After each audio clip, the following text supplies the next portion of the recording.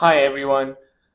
In today's Watch a Book series, I'm going to talk about Thinking Fast and Slow by Daniel Kahneman. I'm sure that most of you might have heard about this book before, and it's a very good book, fascinating book, and it took me about 2 years to finish it. Not because that it was boring, it's because that it is really a thick book and it's not written in a way that it's very easy to read. But I can assure you that all the ideas, all the information presented in this book can really help us in our life. And this book, it's mainly about biases, how biases and intuition are affecting our life. And after reading this book or watching my video, I'm sure that you have a second thought on how, what's the process of decision making in your daily life. So the first question that I'm going to ask you is that are people good, intuitive statistician? Well, we all know that we are good intuitive grammarians because at the age of 4, when we reach the age of 4, where we start to talk, we effortlessly conforms to the rules of grammar without knowing that they are rules governing the English language. But then, are we good intuitive statisticians? That's the question that I'm going to ask you today, because that's the very first question that Daniel Kahneman asked in his book. Now, for the next few minutes, I want you to listen carefully on this particular paragraph, this statement, and I want you to make a guess. I want you to answer a very simple question after I read through the paragraph. So get ready. Now, I'm going to introduce to you a character named Steve. Steve is a very shy, withdrawn person, and he is helpful with little interest in the world. Now, he has a need for order and a passion for detail. I am going to ask you this question. This person, Steve,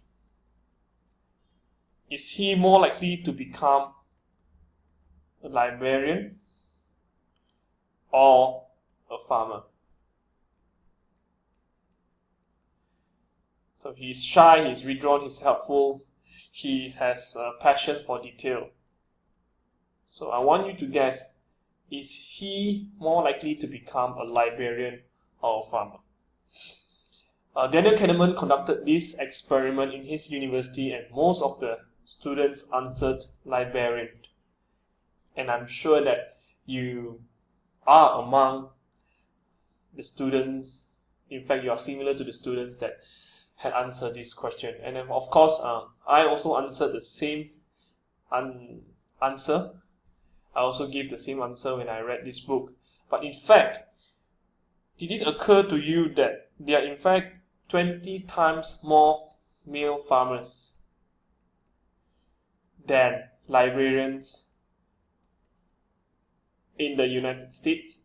Of course, in this case, the book was written in the context of United States, but then I'm sure that this statement does give the same effect or represents almost the same ratio as in our country, because definitely there are more farmers than librarians in Malaysia.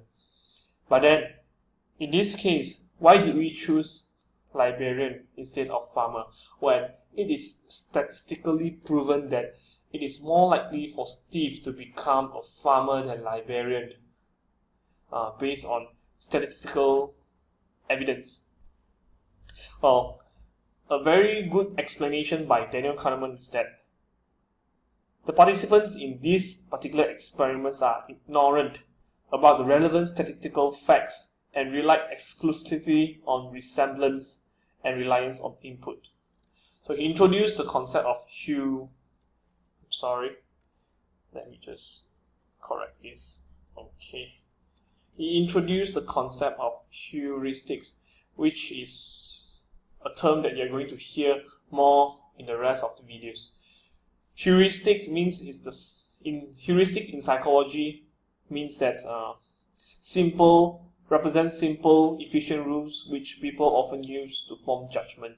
You can think of heuristic as a mental shortcut that people take when they make a judgment. So in this case, most of the participants rely on the ease of memory search, the availability heuristic, to answer this question on Steve.